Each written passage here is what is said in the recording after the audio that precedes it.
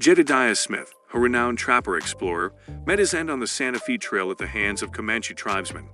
However, when modern researchers delved into the accounts of his extensive journeys, the full extent of Smith's contributions to Western exploration became apparent. How did this young man die at the hands of the Comanche tribesmen? Why was he killed in cold blood? Let us find out.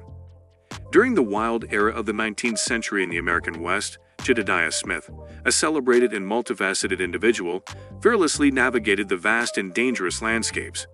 He was an American clerk and pioneer who traversed the continent, engaging in various pursuits such as exploration, hunting, trapping, writing, map-making, and embracing the rugged lifestyle of a mountain man. Smith's reputation grew as he delved deep into the untamed wilderness, driven by a thirst for adventure, acquiring valuable fur, and hoping to find great fortune. In this video, we will delve into the consequences of the interaction between Jedediah Smith and the Comanches. Smith's revered reputation stems in part from his leadership of the initially recorded expedition that ventured from the Salt Lake region to the Colorado River. This remarkable journey marked the first instance of United States citizens traversing the Mojave Desert, which, during that period, formed part of Mexico, but is now recognized as California. On their return trip, Smith and his comrades achieved another unprecedented feat by becoming the first American explorers to cross the perilous Sierra Nevada mountain range and the treacherous expanse of the Great Basin Desert.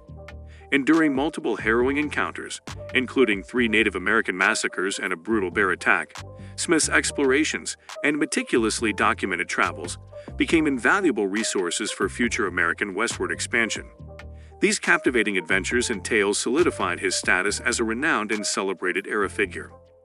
It was the year 1831 when Jedediah Smith found himself traversing the treacherous Santa Fe Trail, a vital lifeline for trade between the United States and Mexico.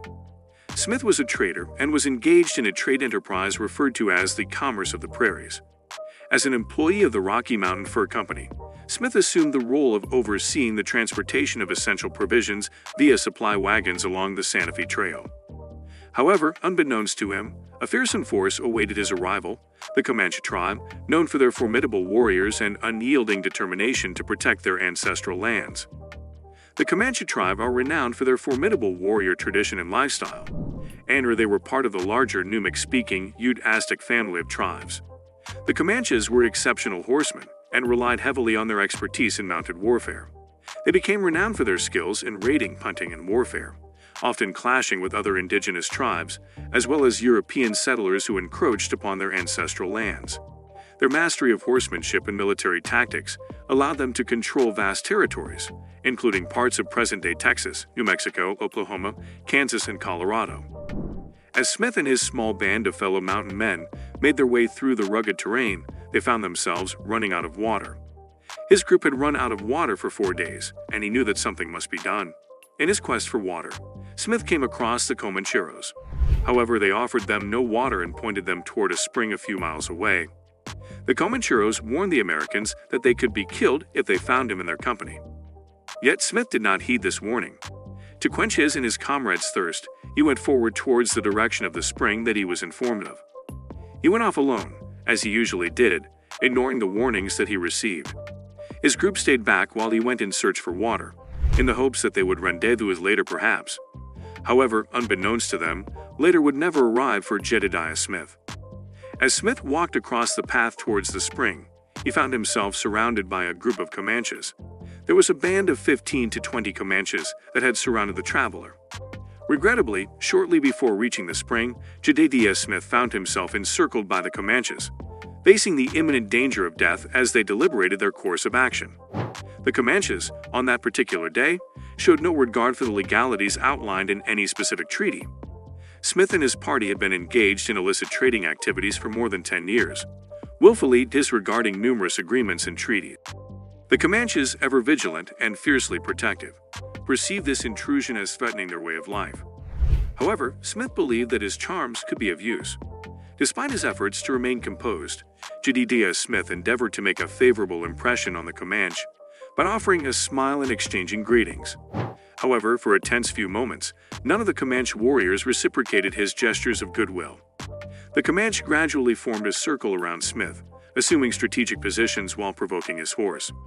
Smith made an attempt to negotiate a peaceful resolution, but as events swiftly unfolded, it had become evident that the Comanche had no interest in striking any form of agreement. As the Comanches had surrounded Jedediah in a crescent moon formation, one of the Comanches shot his rifle at the infamous traveler.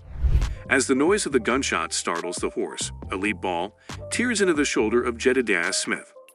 Smith quickly realized that this group would not be brokering peace, and his impending doom was near.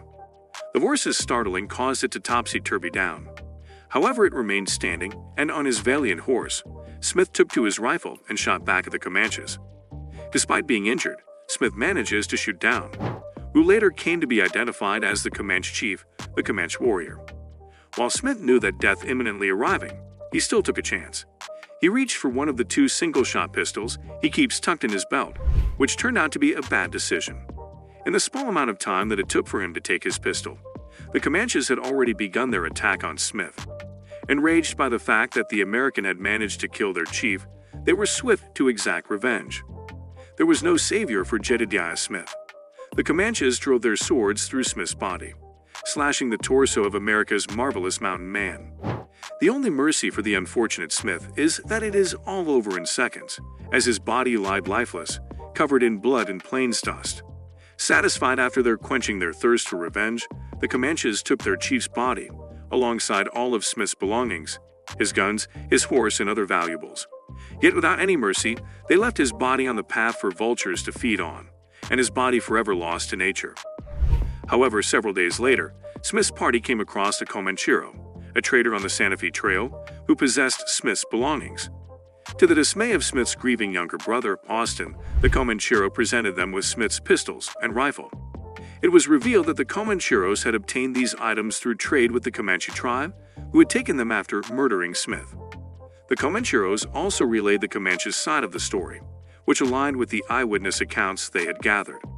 Austin Smith conveyed these heartbreaking details in a letter to their elderly widowed father in Ohio, leaving the family consumed by sorrow and hopelessness. This narrative depicts the tragic encounter between the Comanche people and the courageous mountain men. It serves as a poignant reminder of the clash between two distinct worlds, each shaped by their own circumstances and aspirations. Set amidst the vast expanses of the American West, where untamed wilderness and the pursuit of wealth intertwined, the paths of these two groups converged, resulting in devastating consequences. News of the battle quickly spread, the tale of the insane Battle of Santa Fe Trail becoming a cautionary tale for those who dared challenge the might of the Comanche tribe. The mountain man's demise served as a reminder of the harsh realities of the untamed frontier, where the brutal forces of nature and native tribes could shatter courage and skill. The death of Jedediah Smith became a rallying cry for future pioneers and explorers who would follow in his footsteps. His sacrifice served as a testament to the indomitable spirit that drove men like him to venture into the unknown, seeking fortune and glory while pushing the boundaries of the American frontier. And thus, the tale of the insane Battle of Santa Fe Trail, the clash between Jedediah Smith and the Comanches, would forever be remembered as a testament to the courage and audacity of those who dared to explore the uncharted territories of the American West. This is the story of the insane battle between the Comanche and the mountain man. Who do you think was in the right, the Comanches or Jedediah Smith? And if so, why do you think so? Let us know in the comments section below. Remember to show your support by liking, sharing, and subscribing. Stay tuned for our next episode.